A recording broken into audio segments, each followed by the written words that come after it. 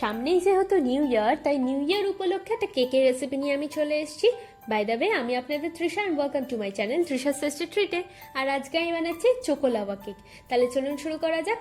Choco lava cake বানানোর জন্য আমি এখানে 120 গ্রাম ডার্ক চকলেট আর 80 গ্রাম মতো বাটার নিয়ে নিয়েছি। এবার এগুলোকে আমরা ভালো করে প্রথমে গলিয়ে নেব। দেখুন আমাদের চকলেটটা খুব ভালোভাবে মেল্ট হয়ে গেছে। এবার অন্য একটা বাটিতে আমি 2টো ডিম নিয়ে নিচ্ছি আর 2টো ডিমের হলুদ অংশ মানে কুসুমটা নিয়ে নিচ্ছি। এবার এর মধ্যে আমি হাফ কাপ মতো গুঁড়ো চিনি দিয়ে দেবো আর 1 চামচ মতো ভ্যানিলা এসেন্স দিয়ে আমরা ডিমটাকে ভালো করে ফাটিয়ে নেব। যত ভালো করে আপনি ডিম ফাটাবেন কেকটা কিন্তু আপনাদের ততটা ফুলবে। এবার ওই চকলেটটার মধ্যে আমি এই ডিমটার ব্যাটারটা দিয়ে দেবো, দিয়ে এবার আমরা এটাকে ভালো করে ফেটিয়ে নেব। দেখুন আমাদের ভালো করে মেশানো হয়ে গেছে। এবার এর মধ্যে আমি 30 গ্রাম মতো ময়দা দিয়ে দেবো, দিয়ে ভালো করে মিশিয়ে নিচ্ছি। এবার এর মধ্যে আমি 1/4 টেবিল স্পুন মতো বেকিং পাউডার দিয়ে ভালো করে মেশালেই কিন্তু আমাদের কেকের ব্যাটার একদম রেডি।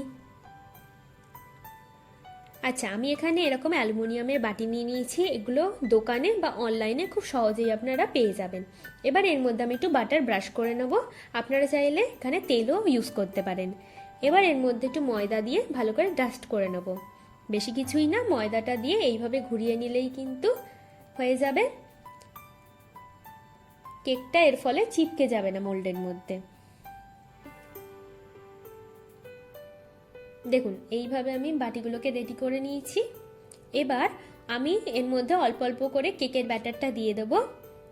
আপনারা কিন্তু পুরোপুরি ভর্তি করতে যাবেন না, ওপর দিকটা একটু ছেড়ে রেখেই দেবেন।